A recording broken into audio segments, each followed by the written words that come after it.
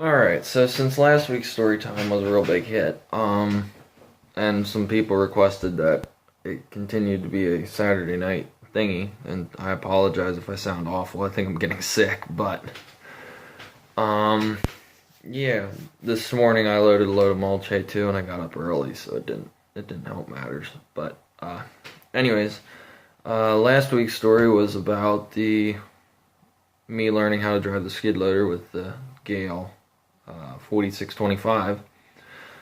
So this week, I dropped a hint last week in the comment section about what this week's story was going to be. My nose itches, I don't know why, but that this week's story was going to be about impulse buying a used skid loader. Now, granted, I've impulse bought a lot of things. The combine was one of them. Let's see, and a couple lawnmowers were some other ones. And yeah, that was really about it. Lawnmowers, combine, and a skid loader. That's what I impulse bought so far. So I was 15 at the time. I was in ninth grade or something. I had like $4,000 burned a hole in my pocket. We were still in the cattle business on the farm, and the way me and Pap worked it was, I would buy a cow, and then he'd go buy 6 of them at the auction, come back, I'd pick the one out I wanted, I'd pay him for the cow, and then since I always helped on the farm, I was there every Saturday and Sunday working. Then whenever that cow went to auction, he kept track of which one, as they unloaded off the trailer, and which one got what sticker. He kept track of the numbers that were getting stuck on the cows, so he knew which cow was mine. And most of the cows that we got were already tagged, so you could do number of tag cow to the number of the auction cow. But anyways, so that's how we did it, and we'd done that for probably 7 or 8 years or something. So I had I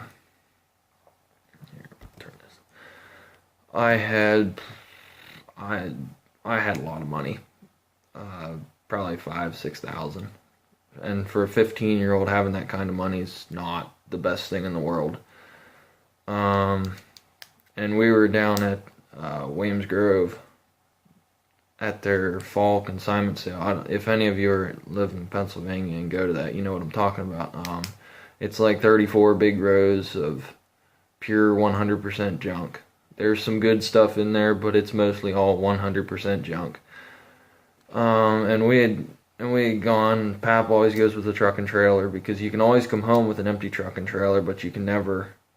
But it's always a pain if you get down with an empty truck and trailer and or get down without the truck and trailer and then have to go back with the truck and trailer. But if you can follow that sounded pretty confusing. But so we had gone down. I rode down with him, and it all started that morning in the truck.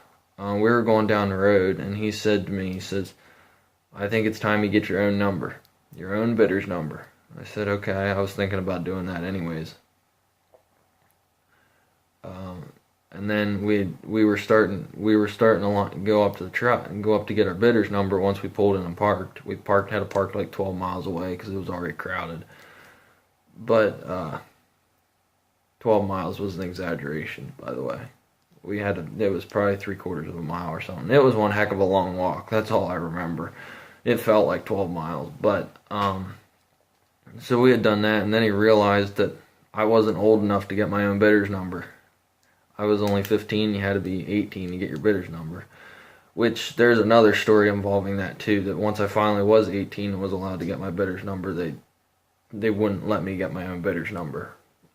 I don't know why. I was a legal adult and had money. Apparently they didn't want my check. But anyways, back on the subject. So he thought, well, I'll just get a duplicate number, which we've done that before. Pap always gets a duplicate number, gives it to Dad so we can go for the tax exempt. So I had gotten a duplicate number, and I kept it in my pocket, whatever. And then we wandered around the sale, looked at everything, and really the only thing at the entire sale that really caught my eye was the skid loader and a tractor. I think it was. I don't know. It was probably a John Deere or something I couldn't afford. But like a 720, I think it was. So I'm petting the cat, by the way. I have to, but I was doing that. So we had wandered around the sale, and I looked at it. I didn't test drive the skid loader. I didn't even look at the skid loader. I didn't even look it over. Don't know if, for all I know, the thing could have been sitting there without an engine in it. But I know that wasn't true because while we were standing looking at something else, a different person got in it, started it up, lifted the boom, did all that stuff with it, test drove it, spun it around. Everything you do with skid loaders. But, so I knew it ran and functioned. And that was, I'll put a picture in somewhere in this video. You might have already seen it or not of what it looked like. It didn't have the actual factory canopy on it. It had a roll cage that was kind of just thrown on it, like somebody took tube steel, the tube steel that has holes in it the whole way up and all around. They took that and welded a sign on it. It was a travel at your own risk sign that they welded on the top for the roof and all that other stuff. So it was a botched together canopy / roll cage, whatever you want to call it. So the sale went on, yada yada yada. I had bought a lawnmower. No, I'd bought 3 lawnmowers and something else so far, and I'd only spent like $500, but. And then they started going up the row of tractors, and the row that the skid loader was in, they had stuck it in with the tractors. And we went, and they're going up through, and Pap wasn't standing around me. He was somewhere else in the crowd. I couldn't find him. So I just kind of picked a spot by the skid loader, and I stood there thinking, I could use that. Maybe I can make money with it. Thinking, I was a 15-year-old at the time. I didn't know all the rules and regulations to being your own contractor. I had just thought that you buy the machine, you get a truck, you get a trailer, and you can go into the business. I didn't know all the insurance crap and all the other registration hocus pocus you got to go through. But so I did that, and then so I thought, and I'm like, that'd be a good business idea. So I stood there, and I ended up talking myself into it. So they got to it, and the bidding started at, it started at $2,500. And I rode it the whole way.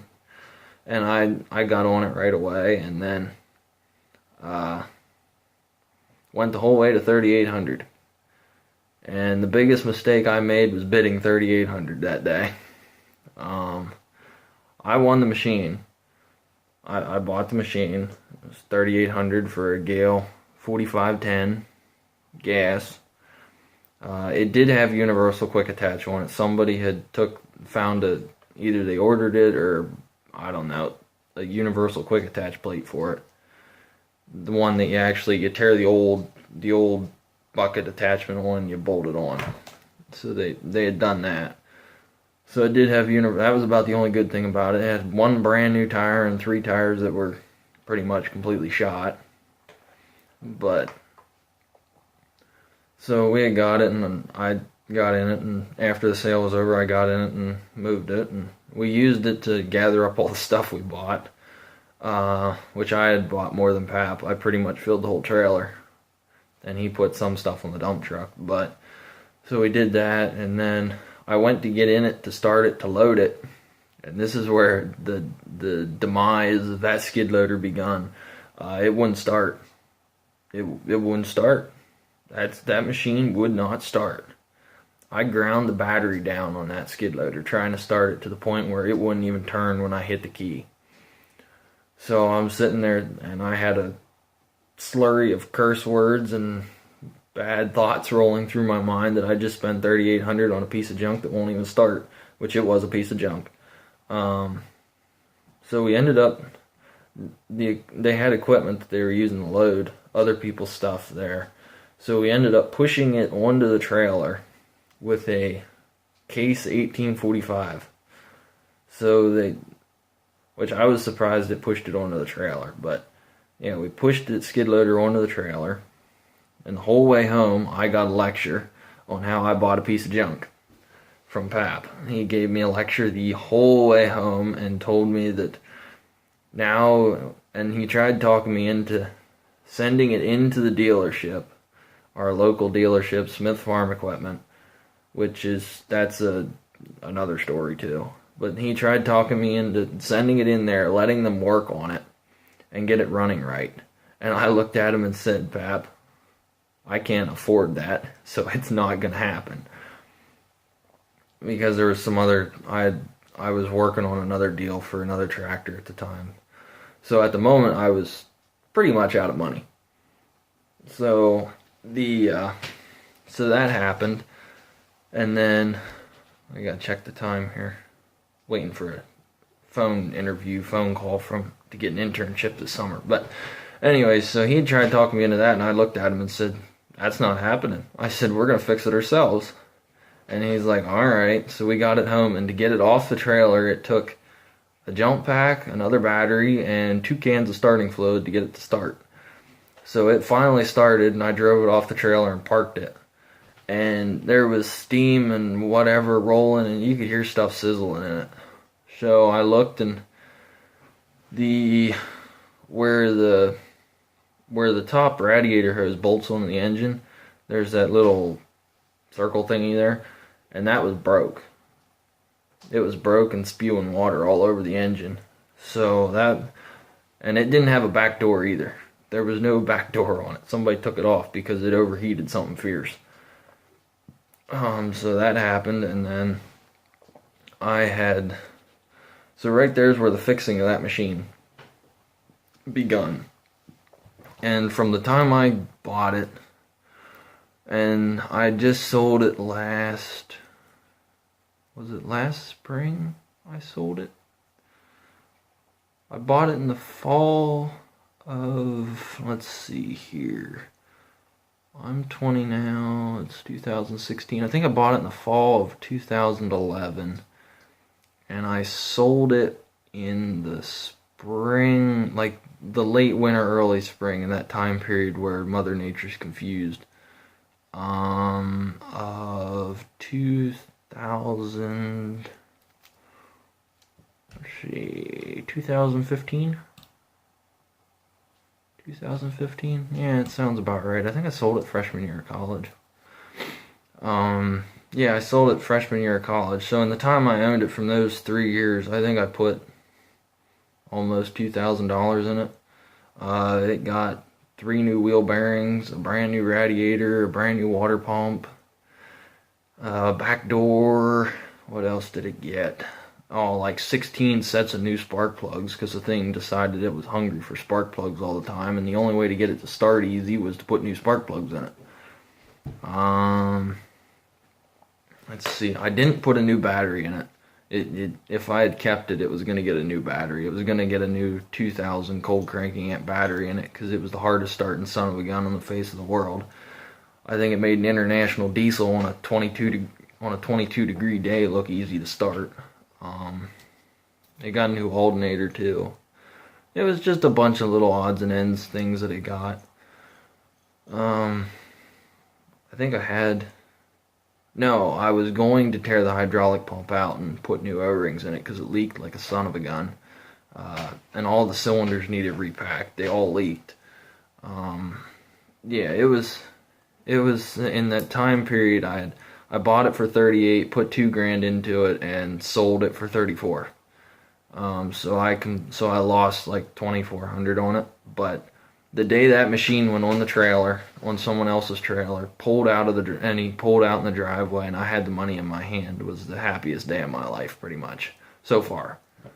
It was so far the happiest day, because I realized that there just went all my problems right out the driveway, and it exchanged hands to somebody else.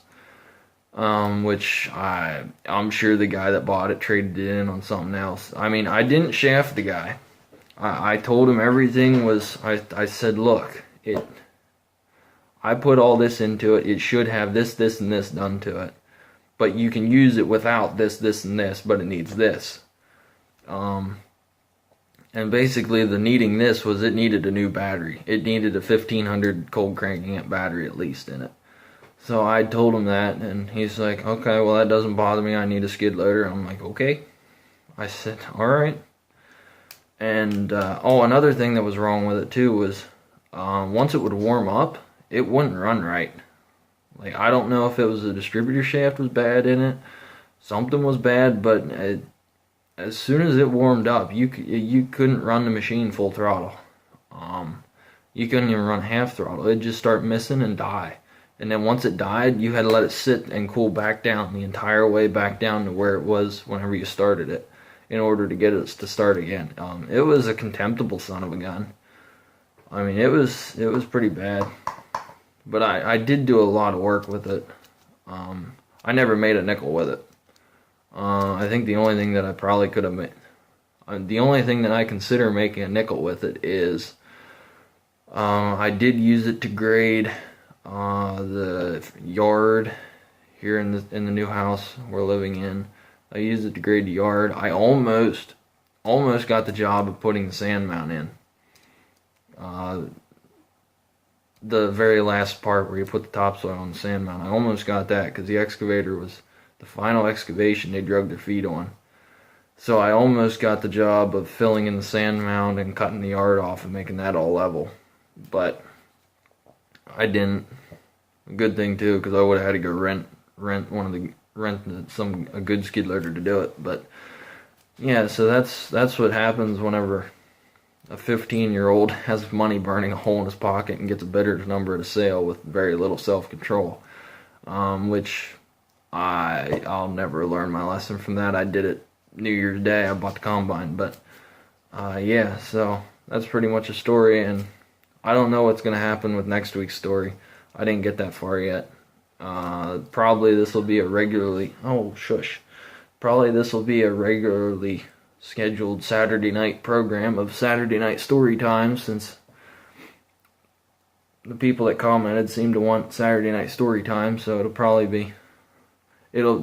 Saturday night story time will become the only regularly scheduled video release on this channel, because at the moment I am up to my ears in schoolwork because they decided to give me an extra day at work, and I don't know why, and I didn't want the day, but I need the money, so I can't complain. So it comes to doing schoolwork when you can do schoolwork. So I do have some other videos to go. I have one of the 4320 plowing, a little disking. I missed filming the wheat planting. It just didn't happen. I was in a hurry on a Sunday. I was going to videotape loading mulch hay, but that didn't happen because the guy that showed up to load it was the nosiest person in the face of the earth and wondered every move I was doing, so I didn't even bother asking him if it was okay to film him, so I didn't do that. I've never seen a nosy person. He probably should have worked for the government. Yeah. Oh, and one quick note. Don't send oat straw for mulch hay. They don't want it. They only want wheat straw and grass. Learned that the hard way this morning. Went to load I had 12 bales of oat straw, even though I'm pretty sure somebody told me I could send oat straw for mulch. Yeah, you can't do that. So I had to send all the good round bales. I think I had 10 round bales of good hay. Had to send them in order to get a full tractor trailer load. But yeah, so well, anyways, thanks for watching, and please comment, rate, and subscribe. Have a good day, guys.